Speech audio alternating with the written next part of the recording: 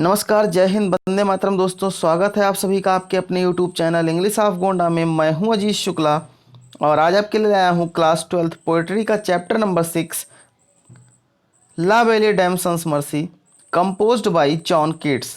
इसके कवि जो हैं वो जॉन कीट्स हैं। ला बेली रिडेम्पशन मर्सी के बारे में बता दें कि यह चैप्टर जो है वो एक धोखेबाज स्त्री के बारे में है, जिसमें कवि अपनी बीते हुए कल को एक योद्धा के माध्यम से प्रदर्शित करने का प्रयास कर रहा है। ये पार्ट फर्स्ट है इस चैप्टर का, क्योंकि ये चैप्टर है बहुत बड़ा। आपको बता दें कि इसमें कुल मिला के 12 स्टैंजा है, 12 स्टैंजा है। तो क्या होता है कि 12 स्टैंजा अगर हम यहाँ पे कवर करते हैं तो काफ़ी लंबी वीडियो बनेगी, इसलिए इसको दो पार्ट में डिवाइड किया है, पार्ट फर्स्ट और पार्ट सेकेंड में। 6 स्टैंजा आपको इस वीडियो में मिलेंगे और 6 स्टैंजा इसके नेक्स्ट वीडियो में मिलेगा आपको।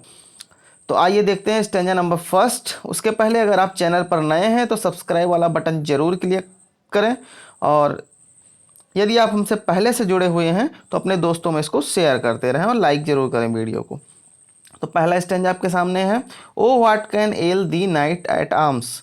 कह रहा है कि हे शस्त्रों से सुसज्जित योद्धा, तुमको क्या कष्ट है। नाइट एट आर्म्स का मतलब होता है शस्त्रधारी योद्धा। एल माने होता है कष्ट, दी माने होता है तुम्हें। तो वही कह रहा है कि हे शस्त्रों से सुसज्जित योद्धा, तुम्हें क्या कष्ट है। एलोन एंड पेलली लॉइटरिंग, तुम अकेले और कांति विहीन चेहरे के साथ घूम रहे हो। लॉइटरिंग माने होता है घूम रहे हो।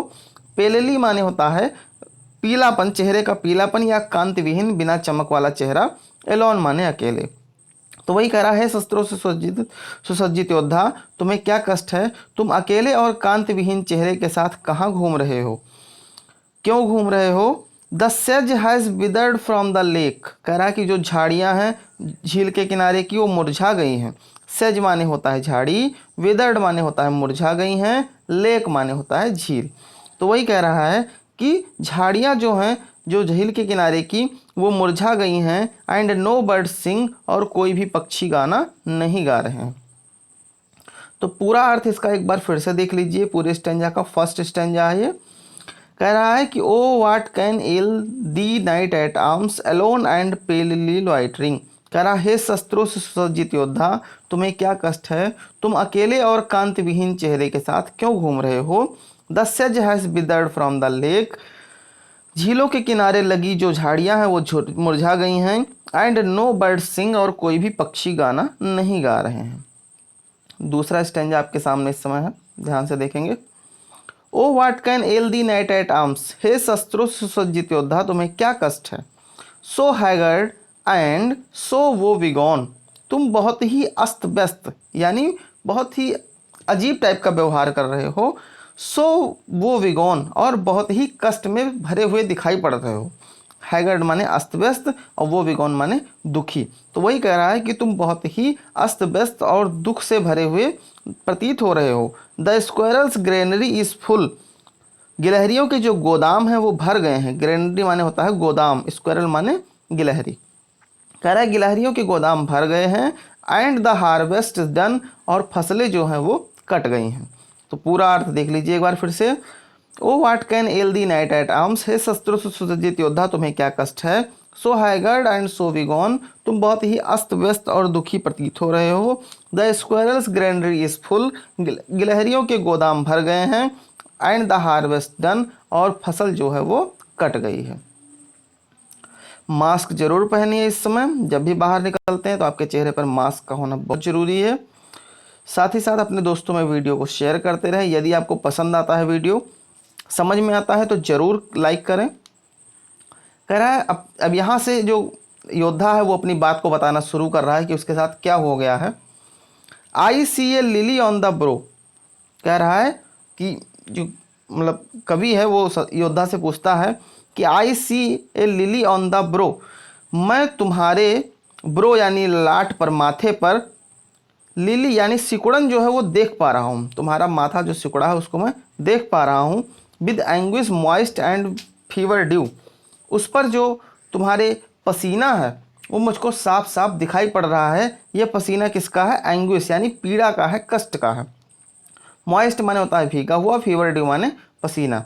कह रहा है कि मैं तुम्हारे चेहरे की सिकुड़न, तुम्हारे माथे की सिकुड़न और तुम्हारे दुख को समझ पा रहा हूँ क्योंकि तुम्हारा माथा पसीने से भीगा हुआ है।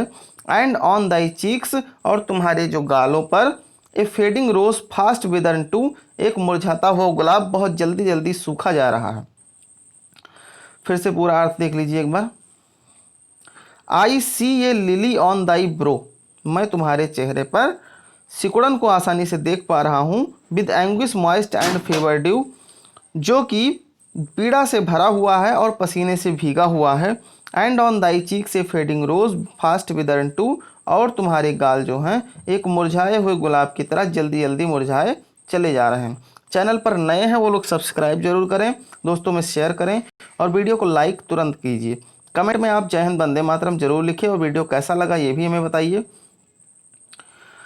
देखिए नेक्स्ट स्टेंजा। अब यहाँ से वो कहता है योद्धा कि I met a lady in the meads, कह रहा है मैं जंगल में एक लेडी, एक औरत से मिला। मीट्स माने जंगल या घास के मैदान, तो वही कह रहा है कि मैं जंगल में एक स्त्री से मिला। Full beautiful a faery's child, वो इतना सुंदर थी जैसे कि कोई परी का बच्चा या स्वयं परी नजर आ रही थी। हर एयर वास लॉन्ग, उसके जो बाल थे, हर हेयर वास लॉन्ग, उसके बाल बहुत लंबे थे। हर फुट वास लाइट, और वो हल्के हल्के कदमों से चल रही थी। And her eyes were wild, और उसकी आंखें बहुत ही नशीली नजर आ रही थी। तो पूरा अर्थ देखिए एक बार कि I met a lady in the meads full beautiful a faery's child, मैं जंगल में एक बहुत ही खूबसूरत परी जैसी स्त्री से मिला। Her hair was long, her foot was light, उसके लंबे लंबे बाल थे और वो हल्के हल्के कदमों से चल रही थी। And her eyes were wild, और उसकी जो आंखें हैं वो बहुत ही नशीली और आकर्षक प्रतीत हो रही थी। अब वो क्या करता है ये भी बताता है कि मैंने क्या क्या किया उसके साथ। कहता है कि I made a garland for her head, अब यहाँ पे जो योद्धा है वो फूलों से उसके लिए माला बनाता है सिर में लगाने के लिए, क्राउन की तरह, जैसे जो लड़कियाँ अक्सर लगाती हैं, मुकुट की तरह होता है वो गोल गोल। तो वही कह रहा है कि I made a garland for her head, उसके बालों में लगाने के लिए मैंने फूलों की माला बनाई। एंड ब्रेसलेट टू, और हाथों में पहनने के लिए फूलों के कंगन बनाए।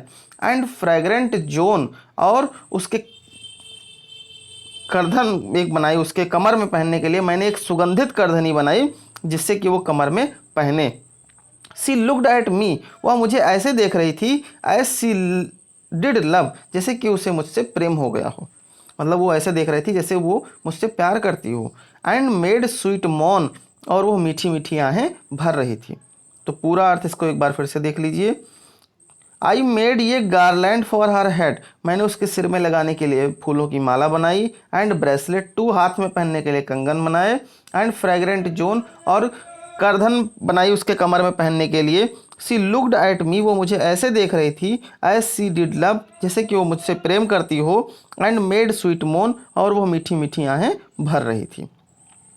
नेक्स्ट स्टैंजा और इसका लास्ट स्टैंजा वीडियो का आप लोगों के सामने इस समय देखेंगे ध्यान से। I set her on my pacing steed, मैंने उसको अपने तेज गति वाले घोड़े पर बैठाया। पेसिंग स्टीड का मतलब होता है तेज गति वाले घोड़ा, जो बहुत ही तेज गति से चलता हो ऐसा घोड़ा। तो कह रहा है मैंने उसको अपने तेज गति वाले घोड़े पर बैठाया। And nothing else saw all day, कह रहा है मैंने उसको अपने तेज गति वाले घोड़े पर बैठाया और कुछ भी नहीं देखा पूरे दिन। एंड सी एल सॉ ऑल डे लॉन्ग, और पूरा दिन उसके अलावा मैंने किसी को नहीं देखा। For sidelong would she bend and sing a fairy song, कह रहा है कभी कभी वो बगल में घोड़े पर बैठे बैठे झुक जाया करती थी और गाना गाती थी, किसके, परियों के। तो देखेंगे फिर से पूरा अर्थ इसका एक बार ध्यान से। कह रहा है कि मैंने उसको अपने तेज गति वाले घोड़े पर बैठाया और पूरा दिन उसके अलावा मैंने कुछ भी नहीं देखा। कभी कभी वह बगल में झुक करके परियों के गाने गाती रहती थी। तो ये अर्थ आपको समझ में आ गया होगा। लास्ट स्टैंजा था इस पूरे वीडियो का आपका, जो ये छठा स्टैंजा था। सातवें स्टैंजा से आपको नेक्स्ट वीडियो में पढ़ाया जाएगा। आप कमेंट बॉक्स में लिखेंगे जय हिंद वंदे मातरम। साथ ही आपको कैसा लगा ये वीडियो ज़रूर हमें लिखकर बताएंगे। 27 तारीख को आप लोगों का रिजल्ट जो है वो निर्धारित किया गया है, जो कि टेंटेटिव अभी लिख के आ रहा है, मतलब बिल्कुल कंफर्म नहीं है, लेकिन 27 की डेट रखी गई है। तो संभवतः जो विद्यार्थी हाई स्कूल और अभी इंटर की परीक्षा दिए हुए हैं उनका रिजल्ट आ जाएगा। और आप लोग बोर्ड परीक्षार्थी हैं इस समय, उन लोग की बोर्ड परीक्षा हो गई है, आप लोग इंटर में पहुंच गए हैं, तो आप लोग अपनी तैयारी जारी रखिए। यदि आपको कोई समस्या होती है किसी भी सब्जेक्ट से रिलेटेड, तो आप हमें कमेंट बॉक्स में करके बताएं, ज़रूर उसका सॉल्यूशन आपको प्रोवाइड कराया जाएगा हमारी तरफ से। तो बहुत बहुत धन्यवाद आप सभी का। जय हिंद, वंदे मातरम।